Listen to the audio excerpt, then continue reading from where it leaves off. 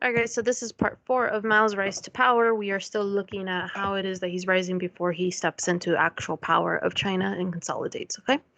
So the last place we left off was when we were looking at basically the purge, when the United Front broke and, the GMD was going after the Chinese Communist members, right?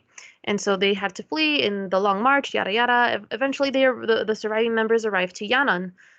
This we're looking at the dates between 1935 to 45, and so this is where Mao just kind of steps in and begins to assert his authority within the party. Okay, so he's using different skills at his disposal, so political, military, and actually violent repression in some ways as well, depending on who you are. And so he used these skills to overcome specific challenges. One, not trying to let other potential leaders trying to dominate the party. Two, the need to rebuild the Chinese Communist Party to win popular support. Remember, they were being killed off, right? And a lot of them died along the way to Yanan. So the idea is we need to rebuild and we need to recruit. And then three, ideological struggles within the party. It's the idea of, no, I think this idea is better, or no, I think this idea is better, my way or the highway. And so it's like, who's going to come out on top? Whose ideology is going to come out on top? And so Mao wants to make sure it's his. These methods helped Mao consolidate his power, consolidate his position within the party, and he would emerge as a leader. And he would basically use this strategy over and over again as time moves on. When we look at, how it is that he is going to combat the Japanese invasion or just other people, right? Or how he's going to use this against the GMD when the Civil War starts in 1946 through 49. In Yanan, Mao won over a lot of peasants, and it should not come to surprise because he knew how to mobilize people.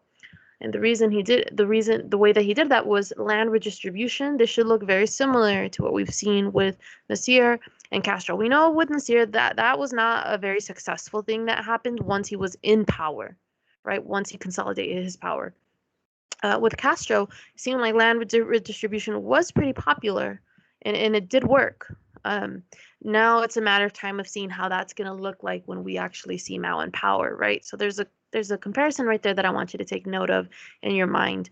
But also the goal in the reason why recruitment was up and why you know why he was winning over peasants is because of the literacy campaign he had, right? And so it shouldn't it looks very similar to what Castro did. Peasants were not being taught how to read, and it shouldn't be that's basically all across the board. The poorest people in society for the most part are the ones that get left behind in education. And so Mao had those who knew how to read go out and show those who did not know how to read, basically how to read. Your book doesn't give me the details and the numbers, so I'm not sure how impactful it was, but I'm sure it was to the point where, like I said, Mao was winning over people. And when people feel like they belong, people feel like they are valued and are seen as humans and not just, these workforces, um, they go to your side. So Mao won, in addition to that, Mao also won the support of the peasants or just the people with his nationalistic stance against oppression and, oppression of invaders, the Japanese coming in and asserting their authority. And so the idea of the Chinese resenting the Japanese and Mao playing on that's like, hey, we're going to kick out the Japanese as soon as we can, mobilize ourselves. And so you also had this idea of mass line, which encourage peasant participation, the idea of having people learn from one another. So peasants and members of the Chinese Communist Party are kind of learning from each other, an idea of you're not better than me and I'm not better than you. We both know things that we can teach each other, and therefore we're valuable as people, right? No matter if you've been educated in university and have a degree, or if you've been working as a peasant your whole life, there are things that you know that the other person doesn't know, and that's why there's value in that, okay? So it's the idea of all of us are being seen as one equal. Next one. Eventually, the six principles of the Red Army were made.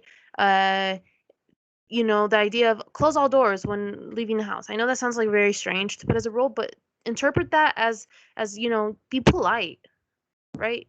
Peasants have been disrespected for a very long time, and so it's like if you're gonna enter and be a guest into somebody's house, treat them like humans. Don't be disrespectful. Don't expect things to um be catered to you, like if you're like this royal person. Rice stock mattresses must be returned. Again, the idea of like, when you borrow something, give it back. And he actually says that give back everything you borrow, even if it's only a needle. Um, don't take away more than people have already taken away from them in society. Be polite. Help when you can. That should remind you a little bit of Castro's Sierra Maestra camp. The rebels in the mountains helping the peasants and helping with the labor, which helped build that relationship. Right. Don't help yourself. Uh, don't help yourself or search for things when people aren't home. Meaning, don't steal, bro. Don't steal from them. Return all broken. Pay for all broken things.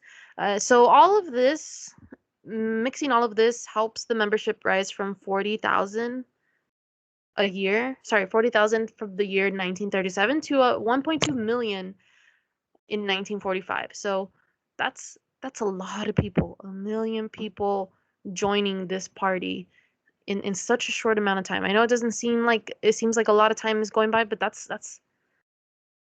a lot. That's a lot of people. A million people, I can't even imagine that. So Yanan, continue with Yanan. Mao wrote several political, philosophical words in Yanan that set the tone for how things would work. So this placed him again as the authority figure for the party, the leader of the party, led to the removal of potential opposition in 1942. Anyone suspected of being disloyal to the movement, trying to sabotage the movement, trying to sabotage Mao, was basically stripped of their position. So if they were a leader, they were like, "You're no longer the leader." And if it was a severe, betrayal, you're going to get kicked out.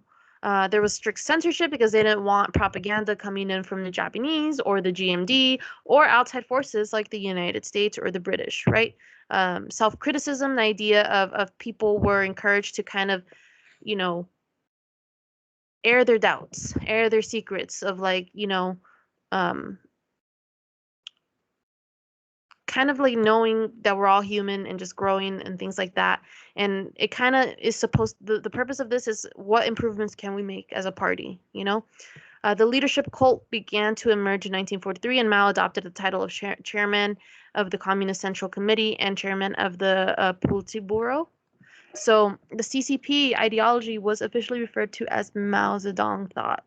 So obviously that's not really the same as what you see today in China with when you look at the Chinese Communist Party, but they still, have kept a lot of the foundation that Mao has built.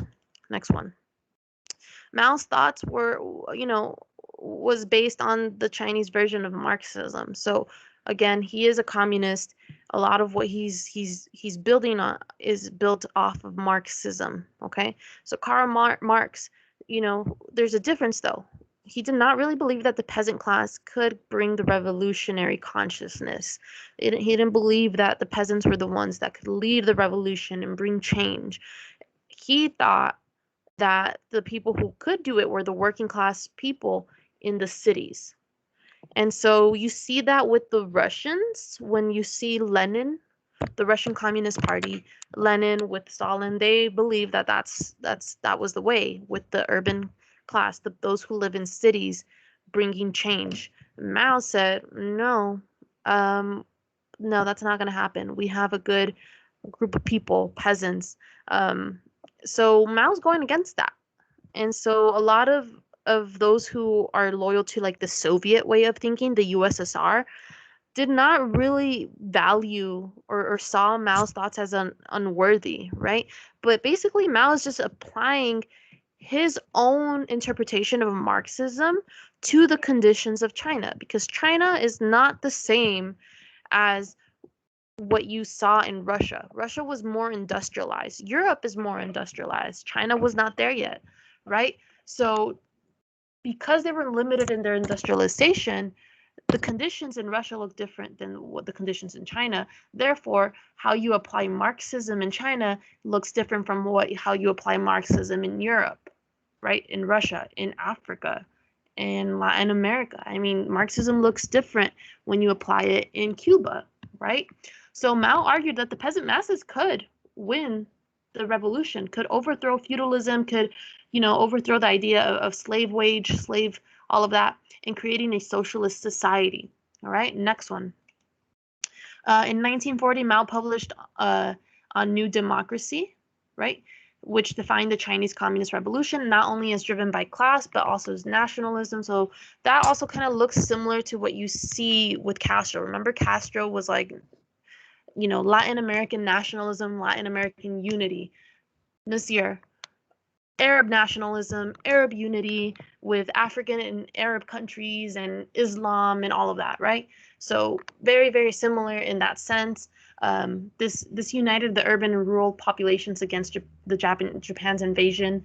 And Mao wrote, "Some comrades see only the interest of the part and not the whole. They do not understand the party's system of democratic centralism. They do not understand the party's interest above personal and sectional interest." So it's like the idea of a whole, all of us together. This led to thousands of members being imprisoned and tortured to extract confessions. So I know this sounds very random to mention, but it's like the idea, if you are only doing things to kind of sorry, look out for your best interest and not the best interest of the people, then you are suspected and as being as an infiltrator of the movement. Okay, that's it for now. Have a good day. Bye.